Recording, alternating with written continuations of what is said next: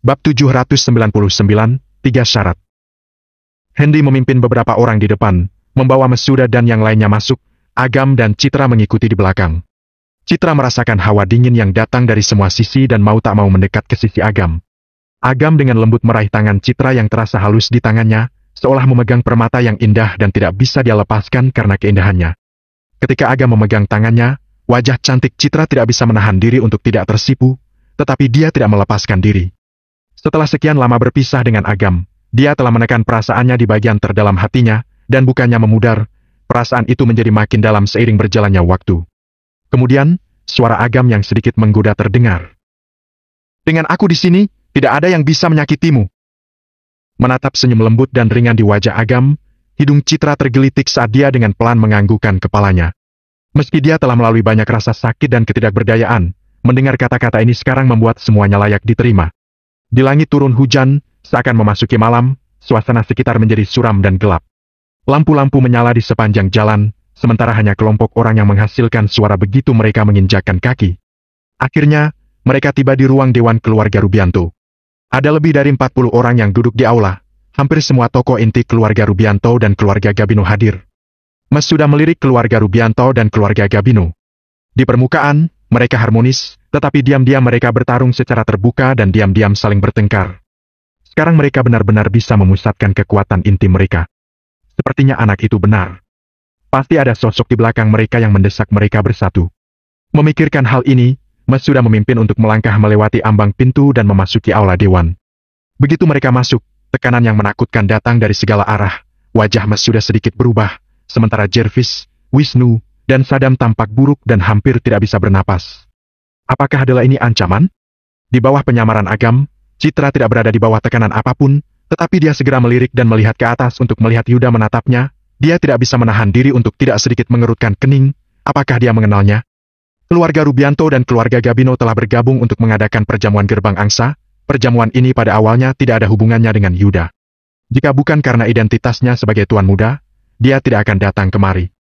Ketika Mesuda dan yang lainnya masuk, dia tidak terlalu peduli, tetapi ketika dia melihat Citra, wajahnya penuhi dengan ketidakpercayaan, dan kemudian matanya dipenuhi dengan hasrat dan keserakahan. Dia tidak menyangka bahwa wanita yang dia pikirkan siang dan malam akan datang bersama dengan keluarga Yuliandi. Terjadi beberapa masalah belakangan ini yang membuatnya tidak bisa melepaskan diri. Meskipun dia telah mengetahui keberadaan Citra, dia terpaksa menunda rencananya karena sejumlah hal dan insiden dengan Ivan. Dia tidak pernah menyangka bahwa dia akan dapat memanfaatkan kesempatan ini untuk menjatuhkannya dalam satu gerakan. Tiba-tiba, matanya bergerak. Dia melihat wanita impiannya bergandengan tangan dengan seorang pria dan matanya meledak dalam kemarahan. Melihat wajah Agam lagi, dia langsung mencibir. Ternyata pecundang ini. Dia beruntung menemukan wanita secantik itu, tetapi sayangnya, wanita ini adalah miliknya hari ini. Yuda tidak bisa menyembunyikan wajahnya yang penuh nafsu. Ini adalah keluarga Rubianto. Seharusnya mudah untuk membunuh beberapa orang. Hanya pecundang semacam ini, dia bisa menghancurkannya sampai mati hanya dengan satu tangan. Ketika saatnya tiba, setelah dia menunjukkan kekuatan dan pesonanya, bukankah wanita ini akan jatuh cinta padanya?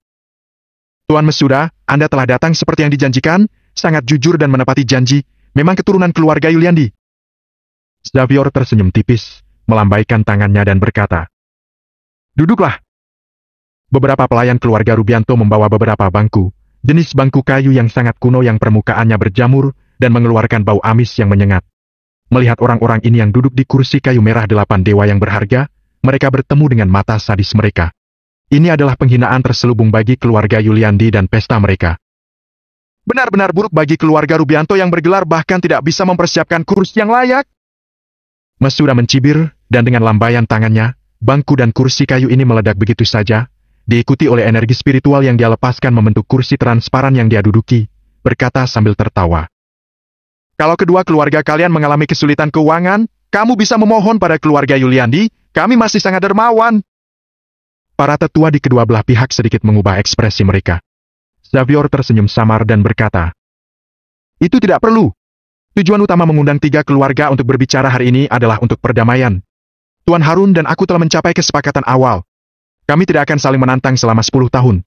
Bagaimana pendapat Anda, Tuan Mesuda? Kalau itu masalahnya, keluarga Yuliandi pasti akan mendukungnya, tapi aku khawatir pasti tidak sesederhana itu, kan?" Mesuda menyipitkan mata dan berkata, Tuan Xavier dan Tuan Harun tidak perlu terlalu kaku.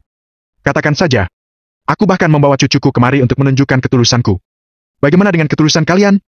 Haha, terus terang sekali. Xavier tersenyum tipis dan bertepuk tangan sambil berkata, berikan kontrak kepada Tuan Masuda. Shoot.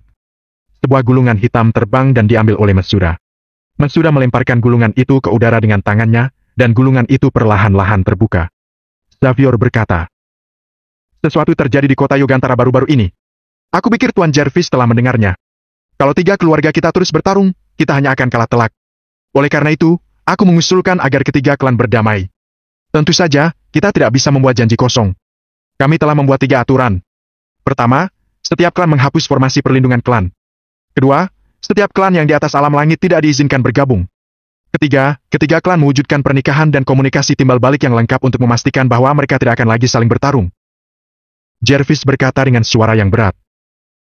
Keluarga Yuliandi setuju dengan poin kedua, tapi apa maksud dari poin pertama?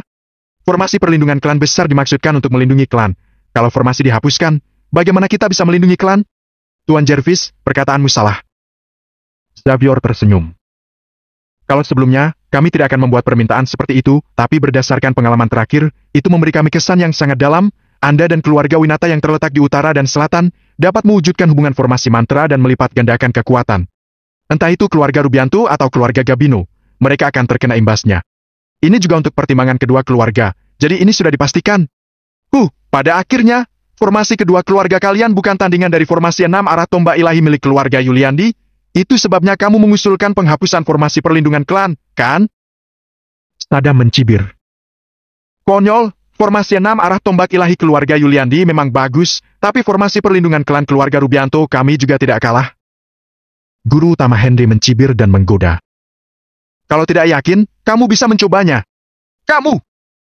Wajah Sadam menjadi pucat, hampir tidak bisa menahan amarahnya. Masuda perlahan menutup gulungan itu dan berkata dengan acuh tak acuh. Syarat kedua bisa dipenuhi. Yang pertama, aku tidak akan pernah setuju. Jika formasi 6 arah tombak ilahi dihapuskan, keluarga Rubianto dan keluarga Gabino pasti akan menyerang secara besar-besaran. Tidak ada orang bodoh yang akan melakukan hal bodoh seperti itu. Sudah kuduga kalian tidak akan menurutinya, jadi syarat ketiga adalah hal yang harus kalian persiapkan. Xavier berkata dengan wajah menghina. Selama beberapa wanita keluarga Yuliandi menikah dengan keluarga Rubianto, keluarga Gabino, atau pria keluarga Yuliandi menikah dan masuk ke keluargaku, kedamaian juga bisa tercapai. Nevan memandang Wisnu dan berkata sambil tersenyum licik. Aku sudah lama mengidam-idamkan adikmu, mengapa kamu tidak menggunakan kesempatan ini untuk mengantarnya ke sini? Bab 800, Pesanan Klan Gunung Malik. Mimpi! Wisnu berteriak dengan marah dan berkata dengan ekspresi wajah yang berat. Keluarga Yuliandi adalah pria yang baik dan wanita yang baik. Bagaimana aku bisa menikahkannya dengan orang-orang kasar? Kedengarannya agak kasar di telingaku. Harun tersenyum sinis dan berkata, kekuatan keluarga Rubianto, keluarga Gabino jauh lebih kuat dari keluarga Yuliandi. Semua anggota keluarga adalah pria dan wanita yang baik. Kenapa tidak boleh berpasangan dengan keluarga Yuliandi? Ya. Nevan tersenyum dan berkata, bukankah baik bagi pria keluarga Yuliandi untuk menjadi laki-laki yang masuk keluarga perempuan? Lihatlah pecundang yang kalian bawa ini. Bukankah dia hanya menantu yang tinggal di rumah mertua? Kalau kalian tidak dapat menerimanya, kalian dapat bertanya kepadanya, belajar dari pengalamannya. Saat dia berbicara, Nevan menatap Agam dengan mengejek. Sebelumnya, di kapal pesiar, Yasmina telah memberitahunya bahwa Agam adalah menantu yang tinggal di rumah mertua, tetapi dia selalu menyimpannya dalam pikirannya. Melihat Agam benar-benar ikut bersamanya, dia mengambil kesempatan untuk mempermalukannya, juga mempermalukan keluarga Yuliandi. Semua mata tertuju pada Agam, semuanya penuh dengan ejekan dan hinaan. Dia mengira dirinya adalah seseorang yang memiliki status tertentu, tetapi ternyata dia adalah pria yang tidak kompeten yang mengandalkan wanita. Masuda memandang Agam dengan kaget. Wisnu tahu tentang ini, tetapi dia tidak memberitahu mereka, jadi mereka secara otomatis mereka tidak tahu. Wajah cantik Citra tampak tidak bersahabat. Meskipun masalahnya sudah berlalu, dia selalu merasa bersalah karena Agam menikah ke dalam keluarga Pambudi, dan sekarang orang-orang ini benar-benar menggunakan masalah ini untuk mempermalukan Agam, dan ini sangat membuatnya marah. Ketika dia ingin membantah, mata Agam menghentikannya. Segera, dia menjabat tangan Citra, dan tawanya sampai ke telinganya. Mereka iri karena dengan masuk ke keluarga istri bisa mendapatkan istri yang begitu baik, jelas mereka cemburu. Citra melirik Agam dengan kesal dan tidak bisa menahan senyum. Saat ini, Agam telah kehilangan temperamennya yang dulu dan menjadi lebih dewasa dan stabil. Dengan dia yang tidak peduli dengan identitas menantu matri lokal, menunjukkan bahwa dia benar-benar tidak mempermasalahkan masa lalunya. Melihat Citra membelah Agam seperti ini, mata Yuda merah karena cemburu. Dia melihat Agam dan mengejek. Kamu bukan hanya tidak tahu malu, tapi kamu juga hanya seorang menantu yang tinggal di rumah mertua dan mengandalkan wanitamu untuk melindungimu. Stika, kamu benar-benar telah mempermalukan martabat pria. Wisnu dengan marah menegurnya. Yuda, diamlah. Bukan giliranmu untuk menilai seperti apa kawanku. Selain itu, kenapa kalau masuk keluarga istri? Martabat seorang pria tidak didukung oleh sebuah nama belaka. Dibandingkan dengan orang kasar sepertimu yang mengandalkan keluarga untuk memamerkan otoritasnya dan menggertak pria dan wanita, kawanku 10.000 kali lebih baik darimu. Lebih baik dariku? Hahaha. Lucu sekali. Wisnu, Tuan Muda Wisnu, apa kamu masih belum bangun dan masih dalam mimpi? Yuda tertawa terbahak-bahak dan berkata dengan mengejek. Aku adalah Tuan Muda dari keluarga Rubianto, dalam hal kekuatan, kekuasaan, dan pengaruh, bahkan kamu lebih rendah dariku. Atas dasar apa kamu membandingkan kawanmu yang pecundang itu denganku? Saat dia mengatakan itu, Yuda mengabaikan semua mata dan menatap Citra dengan mendamba. Dia berkata dengan lembut. Dunia ini benar-benar terlalu sempil. Sejak terakhir kali kita berpisah di bandara, aku pikir aku tidak akan pernah bertemu denganmu lagi, tapi takdir telah mempertemukan kita lagi. Bagiku, kamu adalah hadiah paling berharga dari langit. Bisakah kita makan malam bersama malam ini? Aku akan membawamu ke restoran hotel paling mewah di kota Yogantara, dan membawamu untuk menikmati kehidupan malam yang luar biasa. Dia telah lama mencari tahu latar belakang Citra, dan meskipun dia memiliki cukup banyak aset di tangannya, dia masih terlalu lemah bagi keluarga Rubianto. Namun, pria di samping Citra ini tidak berguna. Ditambah lagi dia menantu yang masuk ke keluarga wanita. Wanita mana yang benar-benar menyukainya? Dibandingkan dengan status dan posisinya, jika dia menunjukkan sedikit pesonanya, apa yang bisa dilakukan pria bernama Agam ini untuk dibandingkan dengan dirinya? Yuda bahkan berpikir bahwa Citra sudah tahu tentang statusnya sebagai tuan muda dari keluarga Rubianto dan sengaja datang ke sini. Jika tidak, tidak akan ada kebetulan seperti itu. Citra sedikit mengernyit dan berkata, Maaf, apa aku mengenalmu? Senyum Yuda hilang. Dia mencoba tersenyum kembali dan berkata, Nona Citra, kamu benar-benar pelupa, kita bertemu di bandara dan mengobrol bersama, apa kamu lupa? Aku memang pergi ke bandara, tapi aku tidak begitu ingat padamu.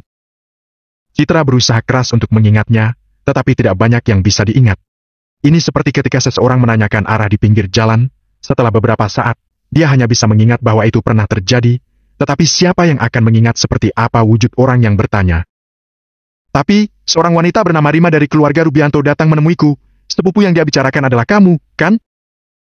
Citra memandang Yuda dan berkata dengan acuh tak acuh. Aku sama sekali tidak mengenalmu. Meskipun aku pernah bertemu denganmu, aku tidak begitu mengenalmu dengan baik. Melihat ekspresi serius di wajah Citra, semua orang bisa melihat bahwa dia tidak berbohong. Dia benar-benar tidak mengenal Yuda. Mungkin lebih tepatnya, tidak mengingatnya sama sekali. Haha, Kak! Kata-katamu terlalu sopan. Kalau aku yang mengatakannya, katakan saja padanya untuk tidak terlalu percaya diri. Wisnu bertepuk tangan dan tertawa keras, mengejek Yuda dengan berkata, Istri kakakku bahkan tidak mengingatmu, dan kamu masih mempermasalahkannya, apa tidak malu? Apa tidak canggung? Sudut mulut Yuda berkedut, dan wajahnya memucat. Dia berpikir bahwa Citra pasti mengingatnya, bagaimanapun juga, dia sangat tampan, sangat kaya, dan memiliki status seperti itu. Meskipun hanya bertemu satu kali, dia pasti meninggalkan kesan yang mendalam padanya. Hasilnya, dipermalukan di depan umum. Meskipun mereka telah bertemu, dia sama sekali tidak mengingatnya dan mengabaikannya dari awal sampai akhir, yang membuatnya merasa lebih dipermalukan daripada menolaknya di depan umum. Sudah cukup! Ucap Xavier dengan amarah tertahan dan menghentikan Yuda yang ingin membantah. Wajah Yuda menunjukkan keengganan, tetapi dalam menghadapi tekanan ayahnya, dia tidak punya pilihan selain menurut. Mata ganas itu tertuju pada Citra, beraninya dia mempermalukanku di depan umum, aku akan membalasnya nanti. Xavier dengan tajam menyapu matanya ke arah Mesuda dan berkata, Tanpa basa-basi lagi, bisakah keluarga Yuliandi kalian menyetujui ketiga syarat ini? Wisnu menghilangkan senyumnya, dan pandangannya penuh dengan keseriusan. Keluarga Rubianto akan menjatuhkan kekuasaan. Xavier, kalau kalian ingin menekan keluarga Yuliandi, mengapa harus bertele-tele? Mengapa tidak langsung mengatakannya? Mesuda mencibir. Kalau ingin keluarga Yuliandi setuju, boleh saja, beri aku alasan yang tidak dapat aku sanggah, Kalau tidak, kalian mimpi saja. Saat dia mengatakan itu, Masuda diam-diam mendorong kekuatan spiritualnya, sehingga jika keluarga Rubianto dan keluarga Gabino bertindak, dia bisa melakukan serangan terlebih dahulu. Xavier dan beberapa tetua keluarga Rubianto tertawa terbahak-bahak, dan Xavier tersenyum sinis dan berkata, "Alasannya? Baiklah, aku akan memberimu alasan yang tidak berani kamu tolak. Bolehkah aku bertanya? Perintah klan Gunung Malik, apa itu cukup?" "Apa?" Wajah Masuda tiba-tiba berubah. "Tuan kedua, Anda pasti sudah dengar kata-kata orang tua ini. Apa yang Anda rencanakan?" Xavier berkata sambil tersenyum dan membungkuk sedikit ke suatu tempat. "Hah, sekelompok cecunguk bahkan lebih liar dari klan Gunung Malik, keterlaluan!" Disertai cibiran kejam, Johnson melangkah masuk. Begitu dia muncul, dia melepaskan aura alam langit tingkat 5 dan menekan seluruh penonton. Meski kekuatannya tidak kuat, alam yang dikeluarkannya jauh melebihi Masuda dan yang lainnya. "Sialan!" Masuda mengutuk, wajah tuanya yang pucat penuh amarah dan ketakutan. Dalam hal kekuatan, klan Gunung Malik jauh lebih kuat daripada keluarga Budiono, dan Johnson adalah putra kedua dari pemimpin klan Gunung Malik, kemunculannya sama saja dengan mewakili klan Gunung Malik. Meskipun keluarga Yuliandi diberi waktu beberapa dekade atau abad lagi untuk berkembang dan mempersiapkan diri, mereka tidak akan pernah bisa menandingi klan Gunung Malik. Keberuntungan macam apa yang mereka miliki sehingga mereka dibantu oleh begitu banyak klan tersembunyi yang hebat. Jangan-jangan ini adalah pertanda akan hancurnya keluarga Yuliandi. Hati Masuda dipenuhi dengan kesedihan dan kemarahan. Saat ini, bukan lagi pertanyaan apakah mereka bisa melarikan diri, tetapi apakah keluarga Yuliandi bisa terus bertahan. Kalaupun mereka cukup beruntung untuk melarikan diri, keluarga Yuliandi tidak akan bisa melarikan diri jika klan Gunung Malik membalas dendam. Namun, jika mereka tidak lari, mereka hanya akan menunggu kematian. Bab 801, Hardian, keluarlah. Melihat ekspresi malu dari beberapa Masuda, para tetua dari dua keluarga Rubianto dan keluarga Gabino tidak bisa menahan diri untuk tidak mengeluarkan suara hinaan. Kedua keluarga itu mendapat berkah dari langit. Apa sebenarnya yang dimiliki keluarga Yuliandi kalian? Jika melawan kami, kehancuran keluarga Yuliandi sudah ditakdirkan. Xavier dan Harun keduanya bangkit dan memberikan kursi mereka kepada Johnson. Johnson duduk di kursinya dan menatap Masuda dan yang lainnya dengan hina dan berkata, "Ini adalah ideku untuk menyatukan klan. Kalau keluarga Yuliandi kalian tidak mematuhinya, itu berarti melawan klan Gunung Malik. Beraninya kalian semua?" Setelah mengatakan itu, Johnson berteriak, dan bayangan gunung yang tinggi tiba-tiba muncul di atas kepalanya, dengan aura yang luar biasa, menekan kekuatan spiritual dan jiwa orang-orang. Wisnu merasakan darahnya seolah berhenti, tubuhnya gemetar, dan matanya dipenuhi dengan kecemasan. Apakah itu kekuatan dari klan tersembunyi? Jervis dan Saddam hampir berhenti bernapas. Mereka memandang Johnson dengan ngeri, lalu melihat ke arah keluarga Rubianto dan keluarga Gabino di sekitar mereka. Wajah mereka sangat buruk dan mata mereka penuh keputusasaan. Telapak tangan kering Masuda menunjukkan pembuluh darah, dan tubuh tuanya sedikit gemetar. Dalam menghadapi penindasan klan Gunung Malik yang kuat, dia sepertinya tidak bisa berbuat apa-apa. Dia menarik napas dalam-dalam dan melirik Wisnu. Tubuh Wisnu tiba-tiba gemetar. Dia tahu bahwa kakek akan bertarung mati-matian dengan mereka dan memperjuangkan kesempatan bagi mereka untuk hidup. "Tuan Masuda, saya menyarankan Anda untuk tidak menyia-nyiakan usaha kemampuan. Kalian sudah datang sejauh ini, kami sudah siap untuk semuanya." Xavier sepertinya telah menebak pikiran Masuda dan tersenyum muram, saat dia melambaikan tangannya. Kekuatan spiritual yang kuat dilepaskan di sekelilingnya, membungkus seluruh lobi di dalamnya dan memutuskan semua kontak dengan dunia luar. Wajah Masuda tiba-tiba berubah dan dia berbalik dan berteriak dengan marah. "Pergi!" Wisnu tersentak dan, sambil menahan kesedihannya, segera menghancurkan giok luar angkasa. Namun, giok luar angkasa hancur dan tidak ada reaksi dari sekeliling. "Ini, bagaimana mungkin?" Wajah Masuda dipenuhi dengan keheranan. "Kapan kalian menguasai metode penyegelan ruang?" "Hahaha!" Xavier mendongak dan tertawa, dengan bangga berkata, "Aku sudah mengatakannya, jangan sia-siakan usaha kalian. Kalian bahkan tidak membuka mata lebar-lebar dan memperhatikan dengan baik siapa yang ada di depan kalian. Dengan adanya yang mulia kedua di sini, kalian hanya perlu menggunakan cara lain untuk mempersingkat jalan." Johnson berkata dengan hina, "Aku punya ratusan rahasia klan Gunung Malik. Kalau kamu ingin mengatakan bahwa tidak ada banyak teknik Feng Shui untuk memblokir ruang, tapi aku masih bisa menghasilkan beberapa teknik yang layak." Masuda tersandung dan mundur setengah langkah. Dia menggelengkan kepalanya sambil tersenyum pahit. Seluruh tubuhnya langsung menua puluhan tahun. Dengan bantuan klan Gunung Malik, apa yang disebut warisan keluarga Yuliandi hanyalah sebuah lelucon, sama sekali tidak berada di tingkatan yang sama. Sekarang, jangankan berlari, yang ada lawan menjepit mereka sampai mati, bagaimana mereka masih bisa melawan mereka? Xavier berkata dari atas. Menyerahlah, satu-satunya cara bagi keluarga Yuliandi untuk bertahan hidup adalah tunduk pada keluarga kita. Omong kosong! Saddam melompat keluar dengan satu lompatan, dan kekuatan spiritualnya menjadi sangat ganas. Dia berteriak, Tuan, saya akan membuka penghalang dengan meledakkan diri. Tolong Anda bawa Tuan Masuda dan Tuan Muda Wisnu pergi dari sini. Wajah semua orang berubah. Mereka tidak menyangka Saddam akan melakukan hal yang begitu ekstrem. Bunuh dia! Xavier berteriak. Meskipun Saddam tidak terlalu kuat, dengan jarak yang begitu dekat dan berada di dalam kediaman keluarga Rubianto, jika Saddam dibiarkan meledak sendiri, keluarga Rubianto akan mengalami kerugian besar. Harun mencibir, dan saat dia melambaikan tangannya, para tetua keluarga Gabino juga melepaskan kekuatan spiritual mereka, berniat untuk membunuh Saddam. Coba sentuh aku kalau kalian berani. Kulit kering Saddam dipenuhi dengan darah saat dia tertawa dengan keras.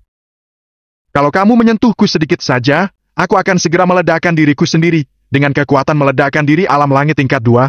Hei, meski kalian tidak mati, kalian akan tetap terluka parah. Orang gila ini! Xavier marah. Dia sudah merasakan kekuatan spiritual yang meledak-ledak di tubuh Saddam. Saddam saat ini adalah bom, selama dia menyentuhnya sedikit, itu akan langsung meledak. Yang Mulia Johnson! Xavier segera memohon kepada Johnson dengan hormat. Johnson berkata dengan acuh tak acuh. Biarkan saja dia meledak sendiri, sekalian bereskan dua keluarga kalian yang tidak berguna itu. Mengapa tidak melakukannya dengan senang hati? Ekspresi wajah Xavier agak berubah. Dia tersenyum dan berkata, keluarga Rubianto dan keluarga Gabino bukanlah tandingan klan Gunung Malik.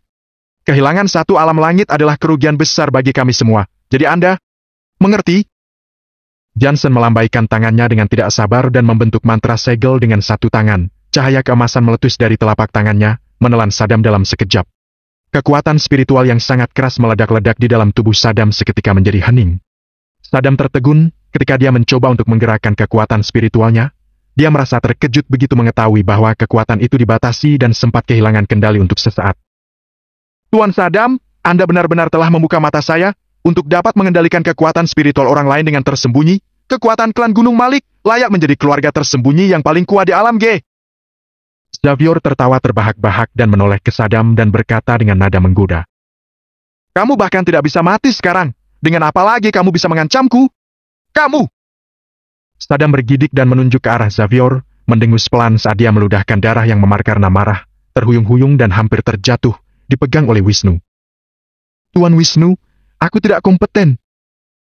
Saddam berteriak kesakitan. Mata Wisnu tertutup oleh air mata. Meskipun tetua Saddam kolot dan sombong, juga sangat kasar terhadap mereka, para juniornya, pada dasarnya dia setia, tipe seseorang yang bertekad untuk mengorbankan dirinya sendiri demi keluarga. Hei, Pak Tua, kamu sudah tidak muda. Mengapa kamu begitu impulsif dalam apa yang kamu lakukan? Apa gunanya bermain-main dengan meledakkan diri? Pada saat ini, Agam bersungut-sungut. Saddam menarik napas dalam-dalam dan berkata, Nak, kamu jangan mengejekku juga. Aku menghargai keberanianmu untuk ikut, hanya saja seperti yang kamu lihat, binatang buas ini keluar untuk menghancurkan keluarga Yuliandi. Mereka tidak akan berhenti sampai mereka melihat keluarga Yuliandi mati kehabisan darah. Duar. Lantai di sekitar mereka tiba-tiba meledak. Xavier melepaskan aura yang kuat, melemparkan tatapan yang kejam dan berkata, Kami berbelas kasihan untuk memberikan jalan keluar bagi keluarga Yuliandi kalian. Tapi kalian sendiri yang bertekad untuk mati, dan jangan menyalahkan orang lain karena ini. Mengatakan ini, Xavier ingin bergerak. Tunggu. Agam berbicara untuk menghentikannya dan melangkah keluar di bawah tatapan semua orang. Yuda berkata dengan nada menggoda. Apa? Kamu ingin memohon belas kasihan sekarang? Oh, baiklah. Selama kamu berlutut, dan selama kamu bersujud hingga kami puas, kami bisa mengampuni nyawa pecundang sepertimu. Yuda ingin menginjak-injak Agam agar Citra tahu betapa kuatnya dia. Dengan begini, Citra pasti akan jatuh cinta pada dirinya dan jatuh ke pelukannya. Dibandingkan dengan menggunakan metode yang sulit, dia berharap Citra akan mengambil inisiatif untuk pergi tidur, sehingga dia akan memiliki rasa berhasil. Wajah Wisnu berubah drastis. Kawan, kamu terlalu gegabah. Jika terjadi kekacauan, mungkin masih ada kesempatan untuk melarikan diri. Kamu tidak berencana untuk mati, kan? Namun, Masuda menyipitkan matanya saat dia mengingat apa yang dikatakan Agam sebelumnya. Mungkinkah dia benar-benar punya cara untuk meredakan krisis? Xavier berkata dengan menghina. Apa kamu punya kata-kata terakhir? Agam sama sekali mengabaikannya dan malah menatap Johnson yang duduk di posisi utama, matanya menatap dalam-dalam dan sudut mulutnya terangkat sedikit. Saat bertatapan dengan Agam, Johnson tiba-tiba merasakan hatinya gemetar dan ketakutan yang tak bisa dijelaskan muncul. Tanpa menunggunya bereaksi, Agam berbicara dengan tenang, suaranya tidak keras, tetapi menyebar ke seluruh aula. Hardian, keluarlah! Begitu ucapan ini dilontarkan, sebuah batu menimbulkan gema. Xavier dan yang lainnya tiba-tiba mengubah wajah mereka. Beraninya dia memanggil seorang Hardian hanya dengan namanya saja? Apakah dia sudah bosan hidup? Bab 802, kagum kepada pria ini. Wancang! Hardik Xavier dengan marah. Beraninya kamu langsung menyebut nama Tuan? Segera berlutut! Memangnya kenapa kalau aku memanggil Hardian Wangsa? Agam mencibirkan bibirnya dan berkata dengan terus terang, menyebabkan wajah Xavier berubah. Saat dia hendak bergerak membunuh, tiba-tiba udara menjadi menyesakan, dan muncul seorang pria kekar yang berjalan dengan cepat dan napas menderu. Setiap langkahnya seberat batu, mengejutkan orang hingga menahan napas. Tuan! Seru Xavier buru-buru menangkupkan tangannya dan tersenyum. Para tetua dengan serempak berdiri dan menatap Hardian dengan tatapan penuh kekaguman. Beliau ini adalah ahli alam langit tingkat 7 yang sejati, yang juga Tuan Muda Klan Gunung Malik, jadi baik identitas atau kekuatannya adalah yang terbaik. Kak! Johnson segera bangkit dan berkata, kamu datang di saat yang tepat. Orang ini sudah berani tidak hormat padamu. Biarkan aku langsung membunuh dia, untuk menunjukkan kehormatan klan Gunung Malik. Wajah Mesuda dan beberapa orang lainnya berubah. Wajah Yuda, Nevan, dan yang lainnya tampak mengejek. Jika mengikuti perintahnya sejak awal, dia mungkin masih memiliki kesempatan untuk hidup. Sekarang membuat Hardian tersinggung. Walaupun Dewa Penolong turun ke bumi pun tidak akan bisa melindungi keluarga Yuliandi. Wisnu segera menangkupkan tangan dan berkata, Tuan, kawan saya berkepribadian lugas. Dia mengatakan sesuatu yang tidak seharusnya, harap Anda maklumi. Kalau ada yang kurang berkenan, saya yang akan bertanggung jawab. Siapakah Hardian Wangsa? Sebagai orang dari alam G, Wisnu juga pernah mendengar tentang dia. Dia adalah Tuan Muda Klan Gunung Malik. Ucapannya mewakili perintah dari Klan Gunung Malik. Alasan mengapa Johnson diunggulkan di keluarga Rubianto karena mereka menghormati Hardian. Jika menyinggung Hardian, aku khawatir sekalipun melarikan diri sampai ke ujung bumi juga tidak akan lolos. Wisnu, siapa kamu ini? Berani-beraninya bicara langsung dengan Tuan? Kata Nevan. Kemudian, dengan tatapan penuh hormat berkata kepada Hardian. Tuan, Anda jangan tersinggung dengan pecundang seperti ini. Silakan duduk, serahkan saja orang-orang ini pada keluarga Rubianto untuk menanganinya. Apa katamu? Hardian menyapukan pandangan pada mereka. Kursi di bawah Nevan tiba-tiba meledak dan terbelah. Bahkan pakaian yang dikenakan juga hancur dan dia terluka parah hingga muntah darah. Dia roboh ke lantai dengan ekspresi heran. Semua orang tampak tercengang melihat situasi ini. Kenapa memukul orang sendiri? Pecundang! Apa yang akan dilakukan oleh Tuan? Perlu kamu yang memberitahunya? Teriak Xavier dengan marah. Dia mengira Nevan telah mengatakan sesuatu yang salah, maka dihukum oleh Hardian. Kemudian, Xavier tersenyum dan berkata kepada Hardian. Tuan, silakan duduk. Hardian mengabaikannya dan langsung melangkah ke hadapan Johnson. Kak! Johnson baru saja membuka mulut, Hardian langsung meninju dengan ganas di bagian perutnya. Johnson berteriak dengan menyedihkan, kemudian meringkuk dengan tangan menutupi perutnya. Berlutut! Teriak Hardian dengan marah, suaranya menggelegar seperti guntur yang mengejutkan orang yang mendengarnya. Ekspresi wajah Johnson penuh keheranan. Tidak ada apa-apa, kenapa harus berlutut? Apa kamu mendengar apa yang kukatakan? Tanya Hardian dengan sangat marah. Di sorot matanya tersirat ketakutan. Hardian kali ini datang ke kota Yugantara untuk menyelidiki rahasia yang ada di balik keluarga Yuliandi. Mendengar keluarga Yuliandi akan datang, dia diam-diam menyelidiki keadaan di sekitarnya. Karena dia tidak bisa merasakan aura yang dimiliki Agam, maka sama sekali tidak tahu kalau Agam datang. Maka ketika tadi mendengar suara Agam, dia langsung merasa ketakutan. Dia sama sekali tidak menyangka bahwa orang yang ada di balik keluarga Yuliandi adalah Agam. Penguasa neraka yang sudah menghancurkan markas keluarga Budiono, yang memiliki kemampuan untuk mengendalikan hidup dan mati serta reinkarnasi. Teringat kembali semua yang terjadi di Provinsi Es sebelumnya, tubuhnya gemetaran tanpa bisa dikendalikan dan dahinya berkeringat dingin. Kak? Johnson melihat ekspresi ketakutan di mata kakaknya yang membuatnya bingung. Sekian tahun bersama, bahkan menghadapi teguran dari kakek dan ayahnya sekalipun tidak membuat dia merasa ketakutan seperti ini. Mengapa? Berlutut! Teriak Hardian. Dengan mendesis mengatakan, kalau kamu tidak segera berlutut, aku akan mematahkan kakimu.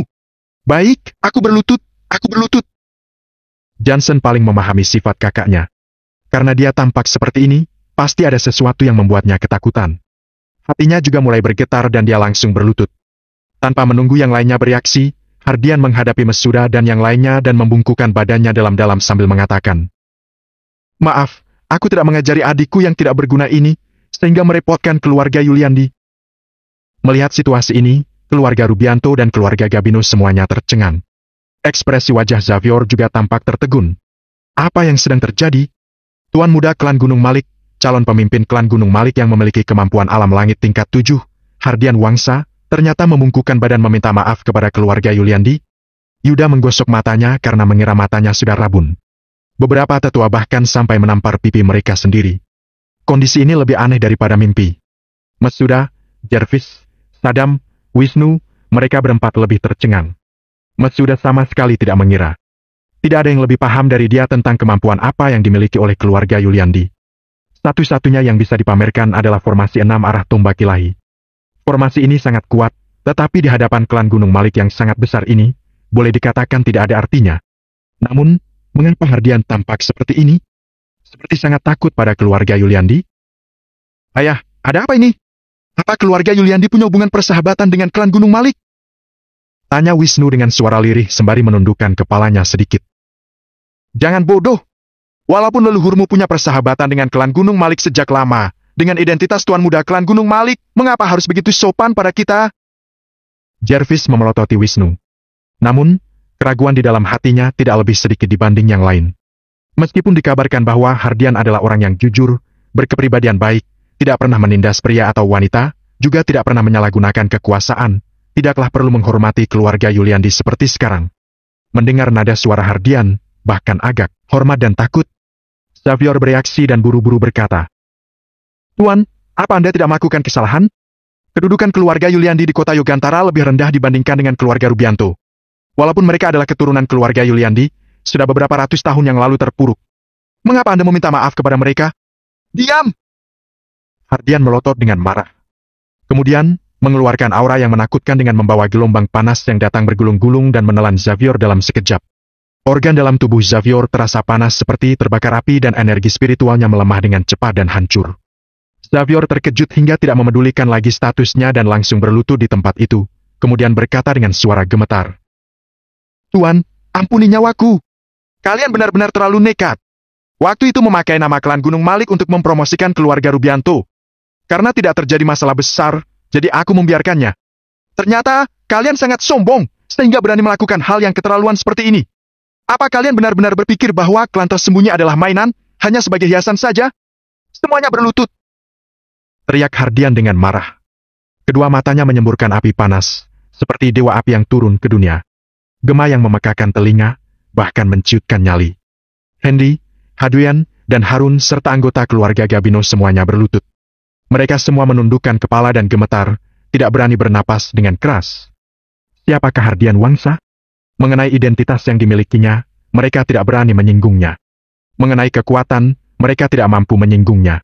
Walaupun Hardian memiliki kekuatan alam langit tingkat 7, tidak terlalu kuat. Namun, tingkat 7 dan tingkat 6 jaraknya tidak kecil. 10 Xavier pun tetap bukan tandingan Hardian. Terlebih lagi, Hardian mendapat warisan dari klan Gunung Malik. Rahasia dan alam yang dia kuasai sudah cukup untuk membunuh semua orang yang ada di situ. Hardian menarik napas dalam. Pandangan matanya bertemu dengan Agam. Dengan menekan rasa takut di hatinya, dia tersenyum dan berkata, Aku telah merepotkanmu. Setelah aku pulang, aku akan mengirimkan hadiah yang besar dari klan Gunung Malik untuk meminta maaf. Mendengar suara Hardian yang gemetar, kemudian melihat wajahnya yang tersenyum kepada Agam. Saat ini, seluruh aula sunyi senyap. Semua orang benar-benar tercengang. Di mata mereka, Agam hanya orang biasa. Seorang pecundang yang tidak memiliki latar belakang dan kekuatan. Membunuh dia semudah membunuh serangga. Mereka bahkan belum pernah melihat Agam dengan jelas sebelumnya. Tidak mengira orang yang mereka anggap pecundang, ternyata sangat dihormati oleh Hardian hingga seperti ini. Tiba-tiba, mereka memahami satu hal. Semua yang sebelumnya tidak mereka pahami, sekarang semuanya sudah dipahami. Hardian sama sekali bukan menghormati keluarga Yuliandi, tetapi menghormati pria ini. Bab 803, mengakui keluarga Yuliandi sebagai ayah. Itu bohong, kan? Mata Yuda membelalak, sudut bibirnya berkedut terus, seluruh tubuhnya gemetar.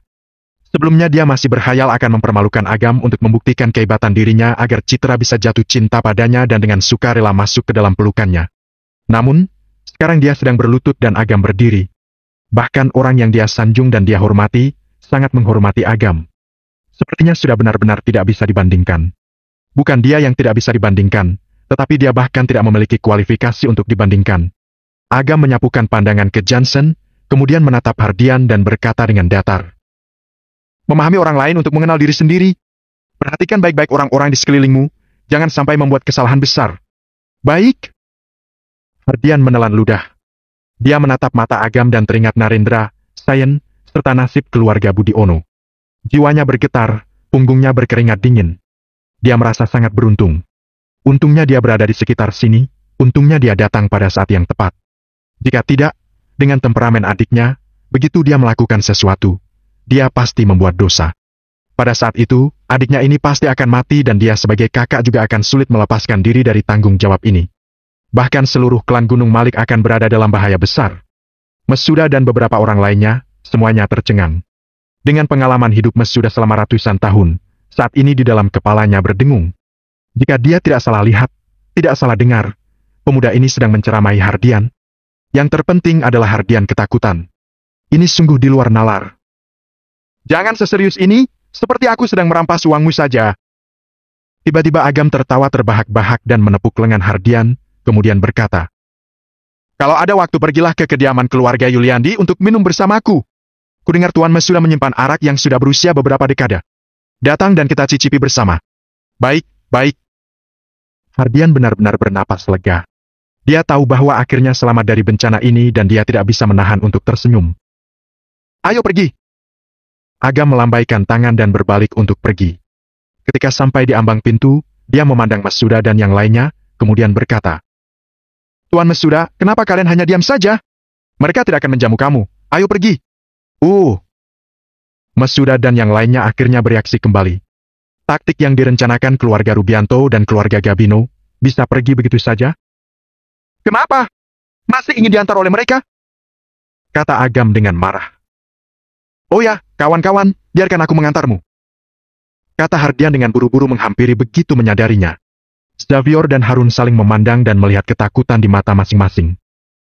Mari kita antar bersama. Kata Xavier sambil menelan ludah dan berdiri dengan gemetar.